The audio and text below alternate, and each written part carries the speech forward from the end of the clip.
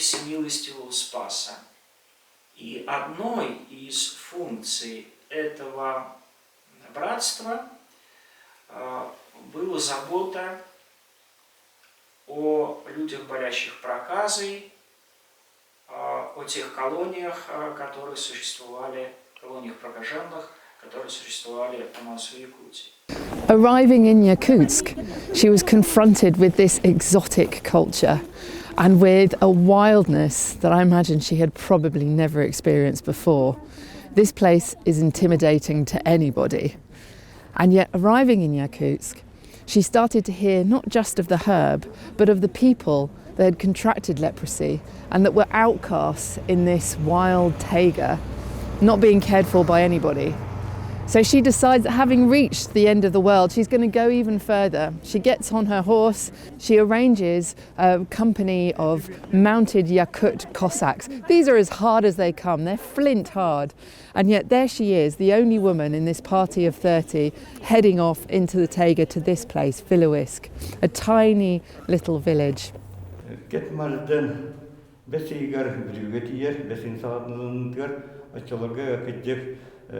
Angletten kalbik kıskırda ulahan arayda bugün köyür kumar amayıp tohta kaytan turar kemen onu ol debekke kene bu arangırı haktar kıtar hedderin bardın nehleklerinden keritelir onna kine etitinden bollana bu bilükten çubas hortoğa desirge olurı haktar munyallar. As extreme as Yakutia is in winter, it's equally extreme in summer. So we have temperatures right now down to minus 40 degrees centigrade in winter. In summer it can be plus 40 degrees centigrade. Imagine being in that heat, on horseback, dressed in a full leather outfit to protect you from the biting ticks and the mosquitoes, ticks which carry a disease that can paralyse you within 24 hours.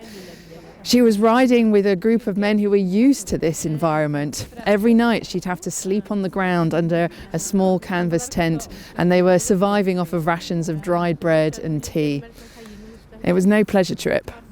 Arriving in Yakutsk, she hears of the plight of the local people that have contracted leprosy. They're outcast into this wild taiga with nobody looking after their welfare. So she decides that rather than go home, she's going to carry on and plunge herself deeper into the taiga, further into the unknown, to find these people and find out for herself what their situation is.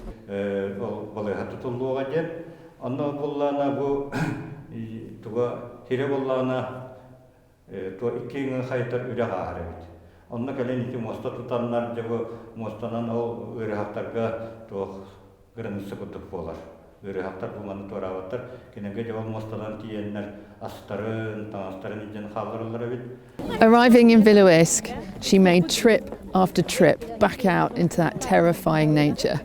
This is a place that's full of real and imagined dangers. Not only are there bears and insects, but the people that she was with would have believed that these forests were full of spirits, some good and some very bad. This was a whole new landscape. And in those woods, already terrifying, she came across horrendous nightmares. People that had been cast out of their society.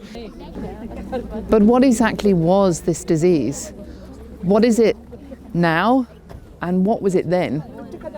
The reason for the stigma attached to leprosy comes from, I think, two sources. The first is the Hebrew Bible and its translations. And what that came to mean to people was that leprosy was a punishment from God for sin. At the same time, when there's no cure for leprosy, the only way that you can try to stop it spreading is to quarantine the people who have the disease. And that means putting them in what used to be called leper colonies. But given the added stigma, people were very willing to shut leprosy sufferers away and forget about them. И печаль этой болезни, то, что людей, вот неизвестно как заразившись этой болезнью, выгоняли за пределы села, за пределы города, ставили вне социума. Эти люди влачили жалкое существование, страдая от болезни. И святитель Милетий первый обозначил эту проблему на уровне очень большого и солидного издания.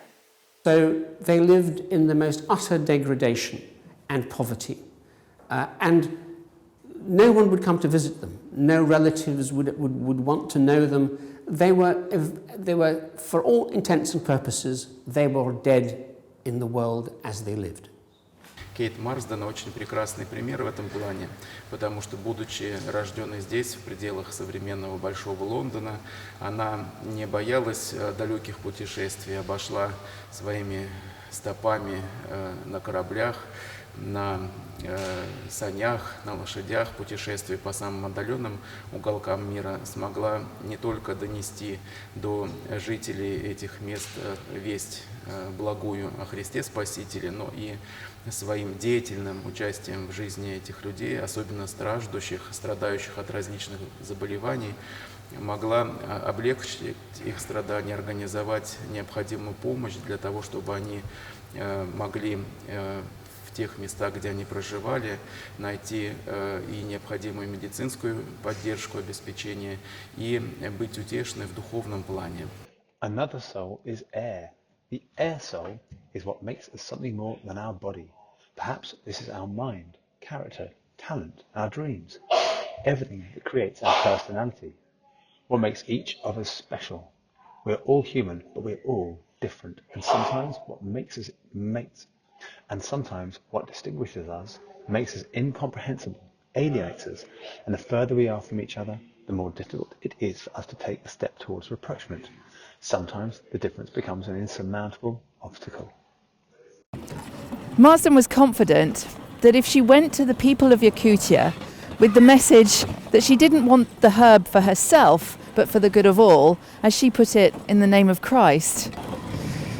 She also thought that the fact she was a woman would be an advantage, but she did have one truly remarkable ace up her sleeve, a stroke of luck that fell into her lap and that she made maximum use of. A letter from the Tsarina, the Empress of Russia herself. And in this letter, the Tsarina commanded all the subjects of the Russian Empire to lend Marsden any assistance that she required on her quest. It's impossible to overstate the influence and authority this letter would have carried. It literally gave Marsden the ability to go anywhere, see and do anything she wanted. It gave her the freedom of the empire. How on earth did she manage to get this golden ticket of a letter? So Kate Marsden goes to the Crimea as a nurse. There she sees the full horrors of leprosy and obviously also of war wounds and injuries for the first time. She becomes a hero then to Russians. В то время, когда Кейт Марсден, уже имея опыт своего служения в отдаленных частях света, таких как Новая Зеландия или Гавайские острова, отправилась с миссией уже в далекую Сибирь, благоприятным условием и залогом, мы можем сказать, успешности ее поездки было близкое родство русской императорской семьи и королевской семьи Британии, и императрица России Мария Федоровна, и будущая королева Англии, а в то время принцесса Уэльская Александра, и, будучи родными сестрами, очень по-доброму и с полным использованием возможных для них средств и методов оказали поддержку этой миссии. И Кейт Марсден именно в этот период было особенное сближение иерархов того времени, богословов, которые искали точки соприкосновения, потому что и Русская Православная Церковь, и Церковь Англии были немного изолированы от общеевропейского процесса процесса, где главную роль играли католические страны или страны лютеранского направления протестантизма. И вот поэтому такой поиск точек соприкосновения говорил о большом будущем на то время британско-российских отношений и отношений между Русской Православной Церковью и Церковью Англии. Kate Marsden in the 1880s went with her mother to New Zealand and she arrived 5 days before her sister died. So that must have been an awful shock. So they're suddenly there, they have no money, no work or whatever, and then Kate Marsden gets a job as a matron of a hospital in New Zealand, and that's an amazing thing. And then there's an issue with the chief surgeon in the hospital and allegations of drinking.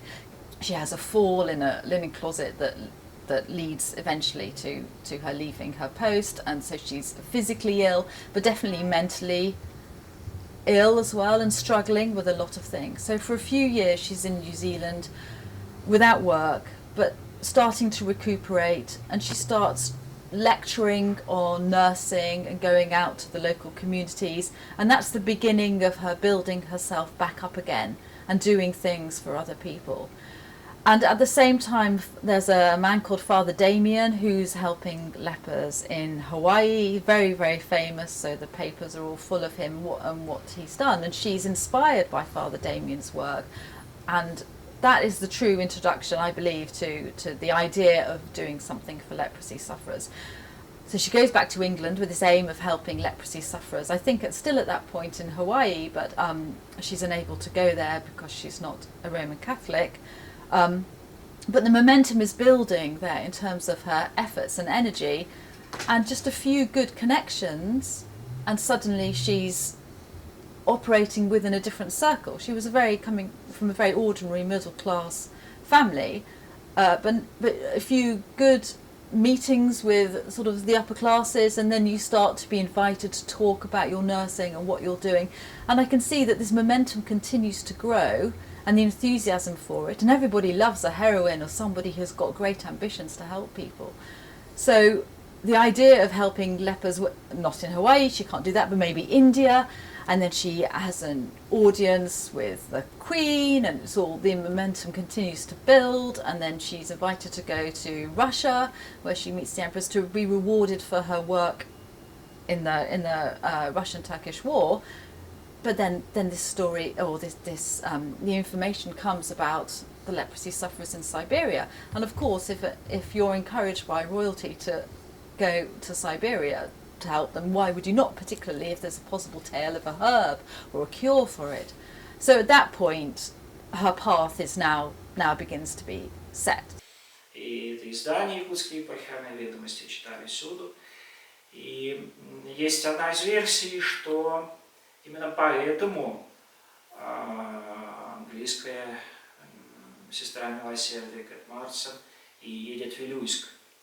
Она узнает именно из прочтения якутских епархиальных ведомостей о том, что в Вилюйске есть большая очень группа прокаженных, есть какое-то подобие колонии, в которой собирают и лечат этих больных.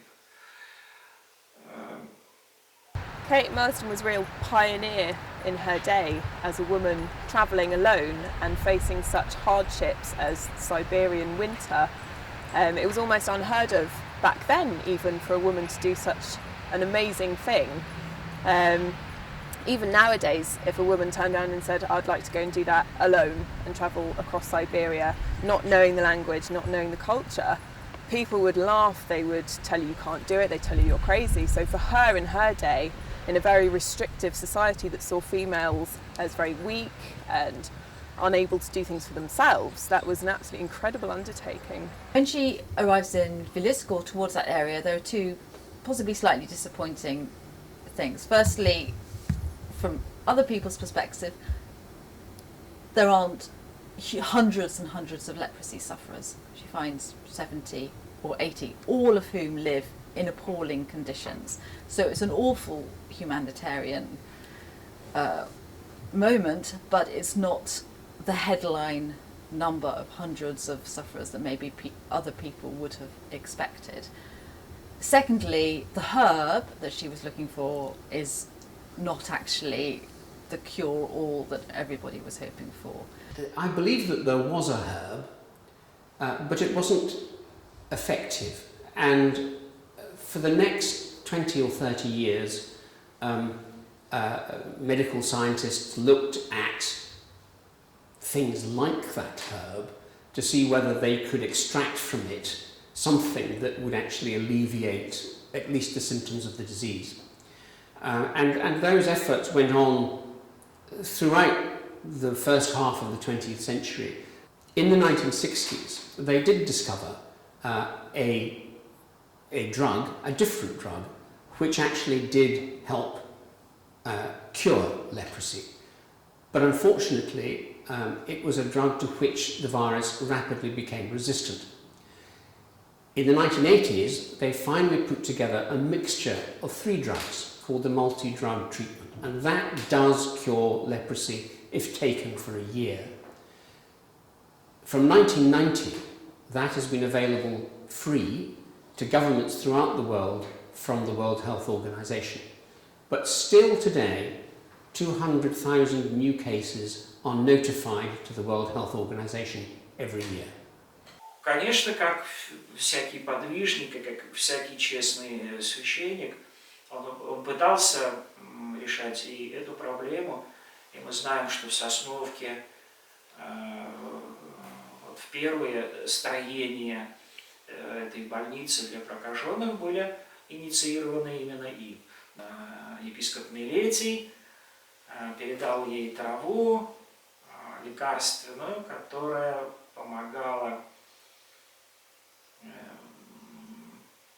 лечить эту страшную болезнь.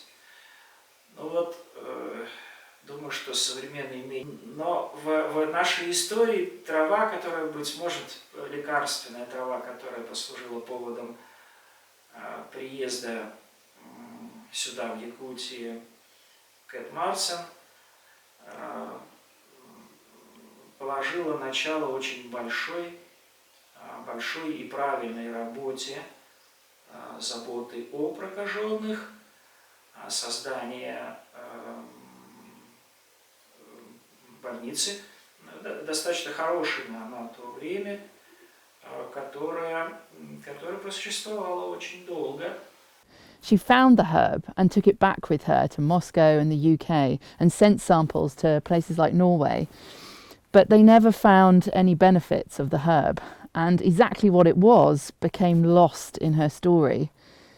So in fact, her greatest achievements in coming here were her actions while she was in Yakutia rather than the herb. As she approached these small communities of people suffering with leprosy, she approached them in a way that the locals had never seen before. These were people that had been ostracised, that had been deliberately shunned, that were seen as a danger to the rest of the community.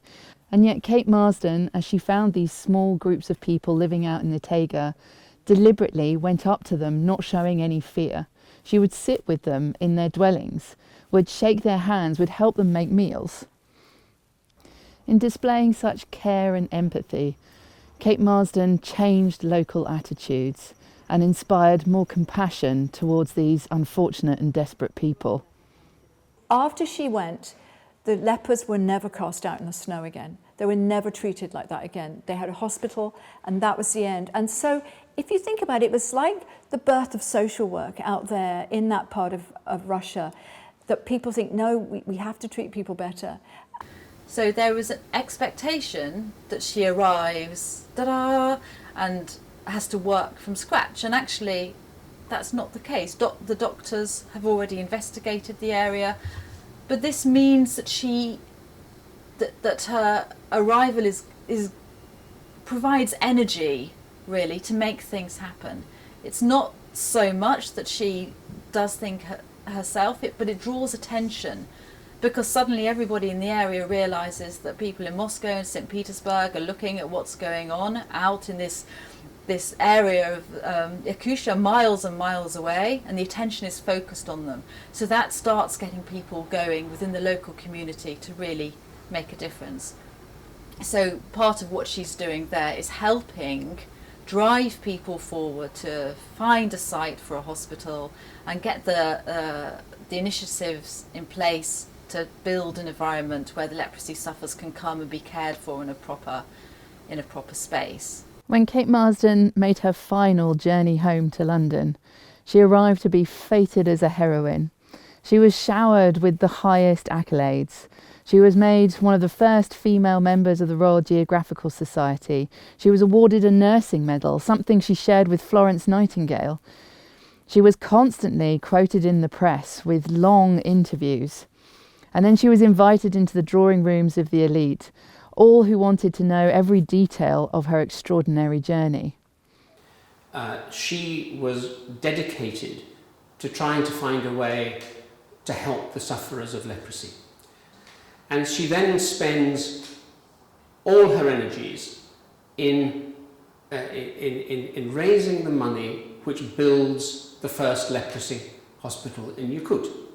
When she goes back, the fundraising continues both in Russia and in Europe. Writing her book is a key component of that. She is not a natural writer, Kate Marsden. She's an energetic person. She's great at talking, great at public speaking. I can imagine this would have been quite hard for her to have sat down and written an account of what she was doing, so she had help doing that. But she is very conscious that people may challenge her. They may not believe that she went as far as she did. So the book is full of endorsements and statements by other people who were with her, and that shows, it reflects the environment she was operating in, and that she was worried, even when she was writing this, that people might say, no, a woman wouldn't go so far, it wasn't really like that. So it's important that she's got these statements down there. She gets together leading Catholic citizens in 1895 and founded the St. Francis Leprosy Guild with the intention of providing help and support to leprosy sufferers throughout the world. And then finally, the ultimate honour. She was granted an audience with Queen Victoria. Travelling to Balmoral, Kate dressed in her best nurse's uniform to meet with the monarch and personally report on what she'd found in Siberia. Queen Victoria must have been extraordinarily impressed, because shortly afterwards, Kate was presented with a golden brooch, apparently from Queen Victoria's personal collection, and that was accompanied by a note expressing the monarch's deep admiration for her work. Establishing the Kate Marsden Leper Fund, she started to amass serious money, both from her speaking and from her writing, and all this money was destined to be sent back to Siberia.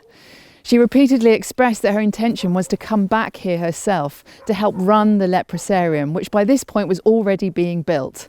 And here it is. These are the buildings that were built to help the lepers here in Wilewisk, thanks to the efforts and work of Kate Marsden. She was on course to achieve everything that she had set out to do, to realise a huge ambition. So why have I never heard of her?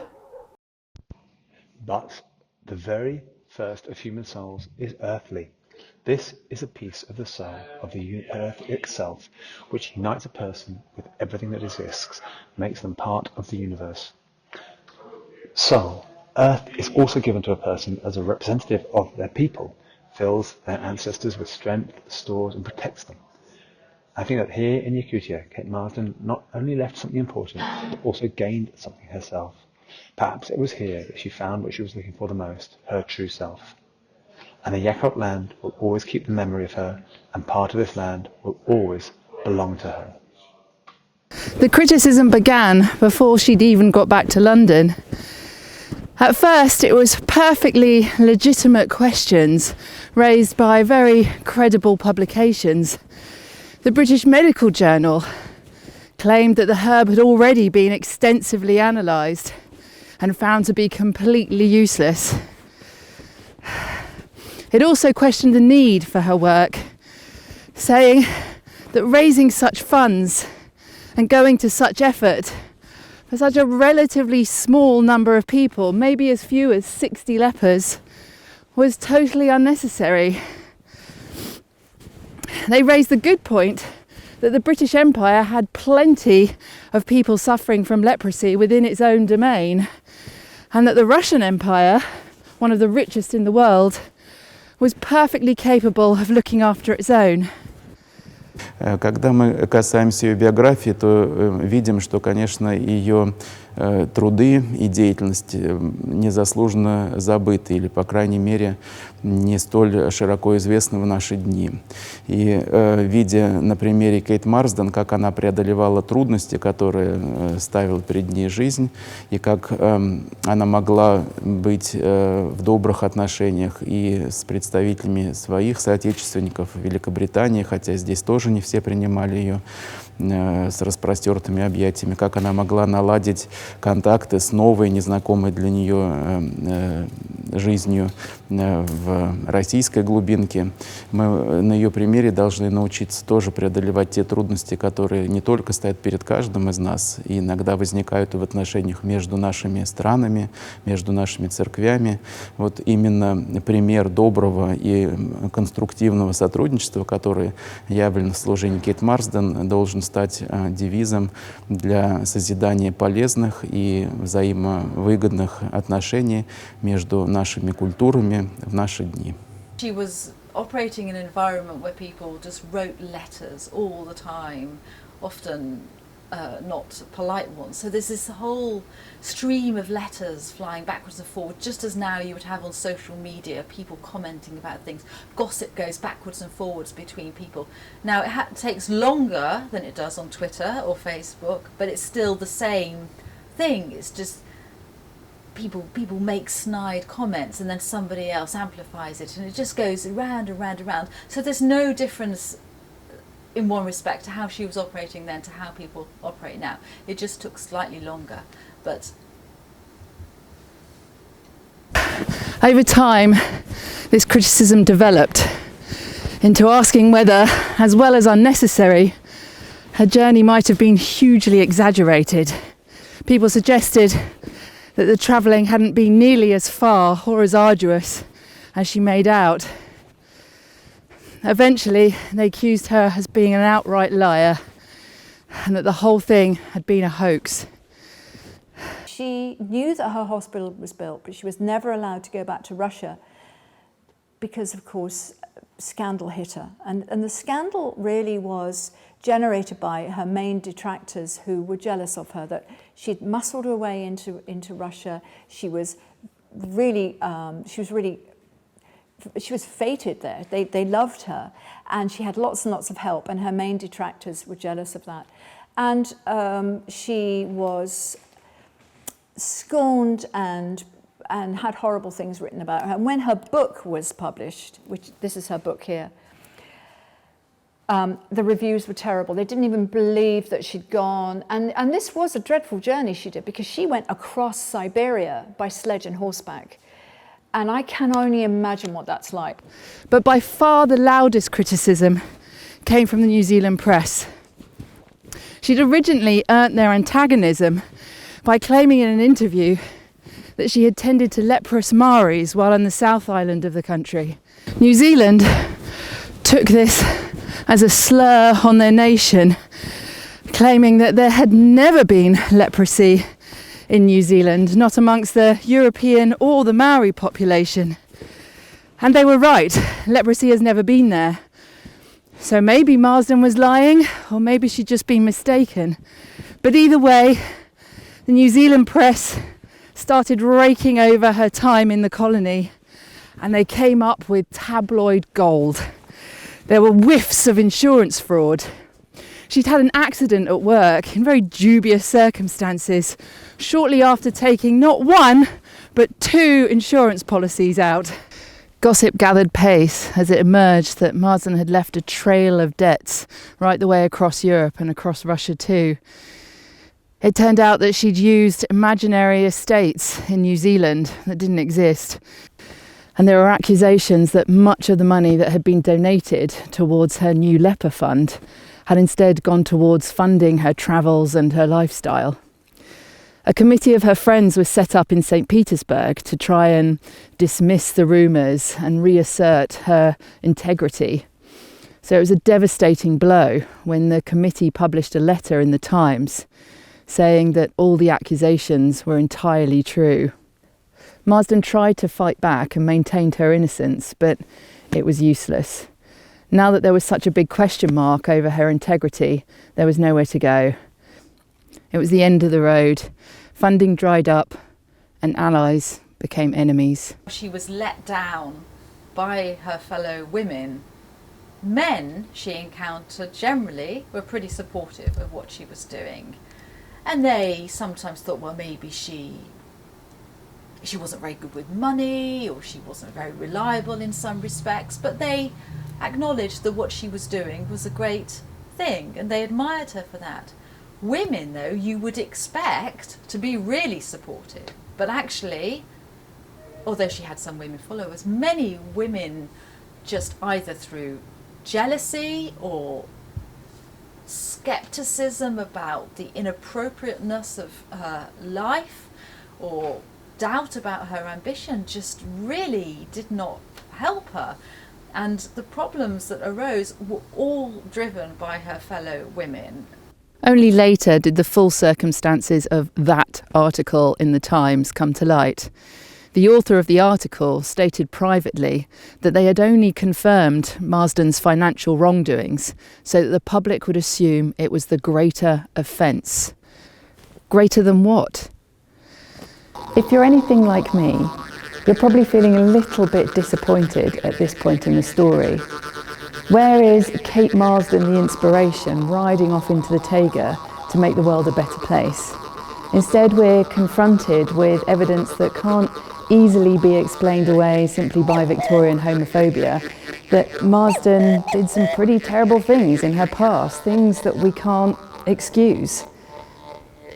Instead of looking at Kate the hero, now we're faced with Kate the human. And if we're going to look at Kate Marsden as a human, we need to look right back to where she came from. This was a woman whose story was full early on with some of the realities of life. She was still a child when her father died, and then at the age of 19, so while still a teenager, she was sent to be a nurse in one of the most brutal, bloody wars of the entire century. She would have been faced in that field hospital with gruesome injuries, with evidence of man's brutality with man right in front of her. That's got to have affected her.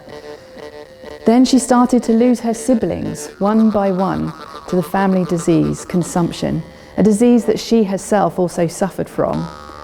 Most likely, she considered that her life would not be a long one.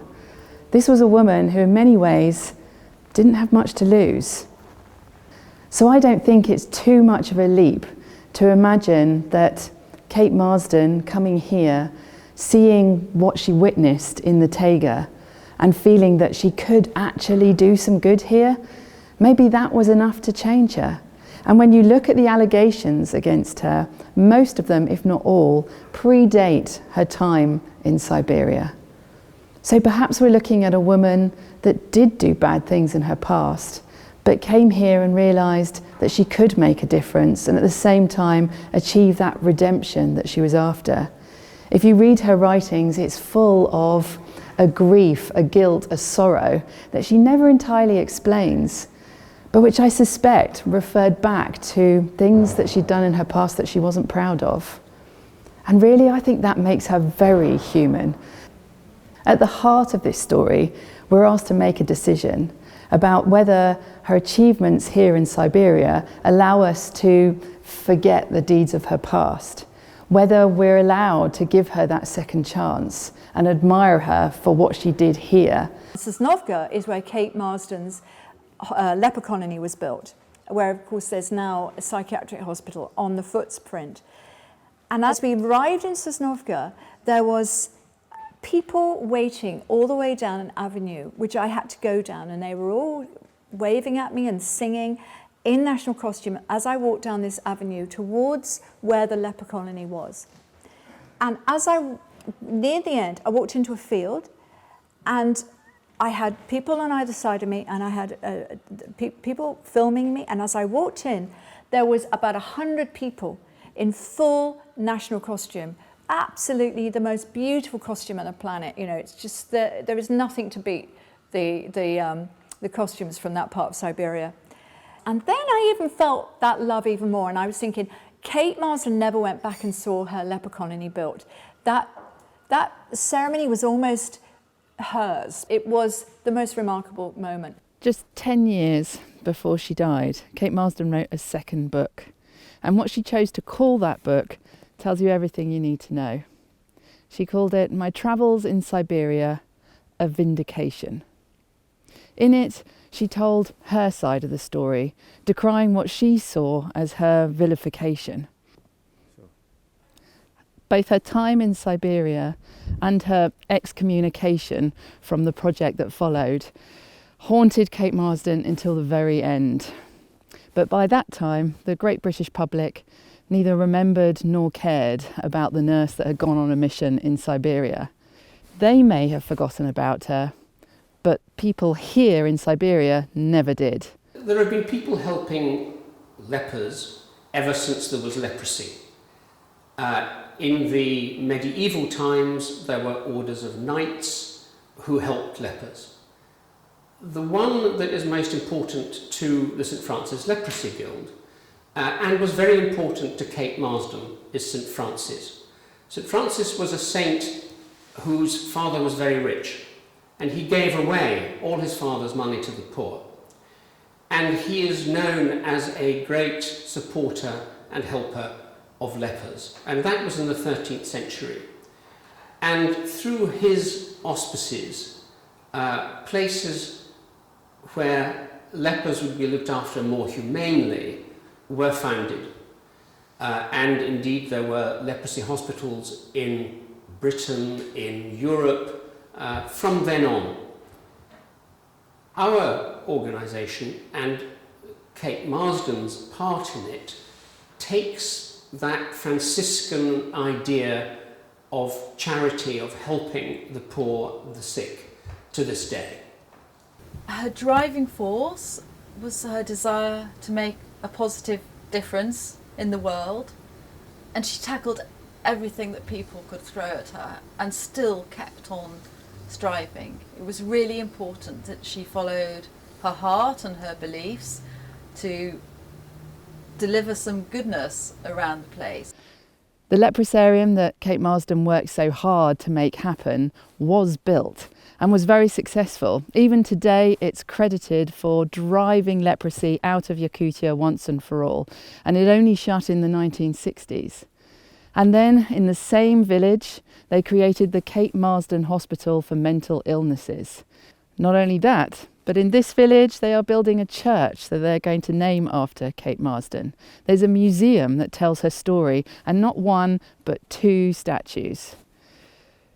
And this year, it's being rebuilt as a modern facility that is going to serve the entire region for generations to come.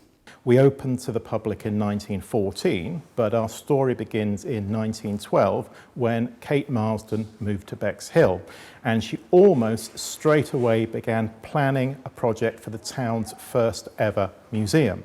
She got together with a gentleman called Reverend Thompson, and they are the museum's 2 founders.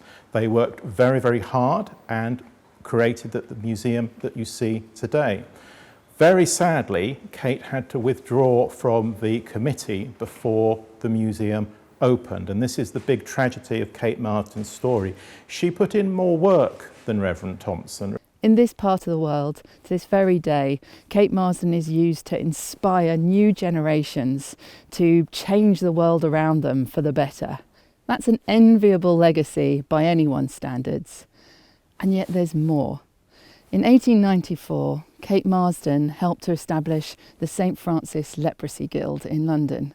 And that's an organisation that is still operational today, working worldwide to rid humanity of leprosy once and for all. My name is Коля. I am 17. Несомненно, Кэт Марсден оставил незабываемый след в истории Вилюйского, и не только Вилюйского, но и всего республики. В далекие времена она была сестрой милосердия. Она лечила людей, она также лечила всех во время войны. Кейт Марстенден сестра милосердия болар Англия курдук арак сиртен бүлүгө айынан келбите гарахана яна тулуян. Биһи колледж бытыгар киняхан аллах стипендия бар. Үчөйдү көрөнөр научный үленен жарыктанар оголорго ол стипендияны анылар. Кейт Марстен сестра милосердия курдук саха силигер калан оты көрдөн эмте хотом бүлү улуугар калан Сосновка приказа ырылак жоннору калан эмтебде кини соготох калан эмтебде жоннор Сосновка өлелебет англичанка Англиятан калбет медик верахтаг біраз. Анна сирихинен тох эмпега кырдабыт, онна манна билүүгө калбет. Онна Сосновкага ырылактарын баратын, араны ырылактары хомойбут, онна эмтебет. Тыгынча агышыш бяхан токсус сылга 12 майга төрөбүт. аран ырылак жоннору эмтебит. Биһи кини бүлүүгө келен тох церковь туттарбыта араңырыны эмтебите. Онна элбах үтөнүң орбута буэжыбыт бүлүүгө охтохторго. Она столкнулась с болезнью, которую можно было вылечить с травой, которая растет в Вилюйском улусе, да? Ага. Она узнала, что эта трава растет в Вилюйском улусе и направилась сюда. По пути она находилась в сложном пути. Приключений было у нее достаточно, так скажем. Когда мы касаемся ее биографии, то видим, что, конечно, ее труды и деятельность незаслуженно забыты, или, по крайней мере, не столь широко известны в наши дни. И видя на примере Кейт Марсден, как она преодолевала трудности, которые ставила перед ней жизнь, и как она могла быть в добрых отношениях и с представителями своих соотечественников в Великобритании, хотя здесь тоже не все принимали ее с распростертыми объятиями, как она могла наладить контакты с новой, незнакомой для нее жизнью в российской глубинке. Мы на ее примере должны научиться тоже преодолевать те трудности, которые не только стоят перед каждым из нас, и иногда возникают и в отношениях между нашими странами, между нашими церквями. Вот именно пример доброго и конструктивного сотрудничества, который явлен в служении Кейт Марсден, должен стать девизом для созидания полезных и взаимовыгодных отношений между нашими культурами в наши дни. Спасибо большое. Благодарю за интересный рассказ. Большое спасибо вам за внимание к этой теме и рады приветствовать вас в кафедральном соборе Суржской епархии города Лондона. Спасибо.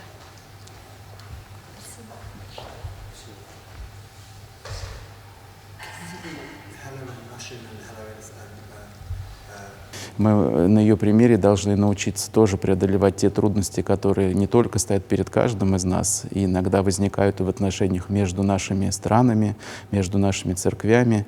Вот именно пример доброго и конструктивного сотрудничества, который явлен в служении Кейт Марсден, должен стать девизом для созидания полезных и взаимовыгодных отношений между нашими культурами в наши дни.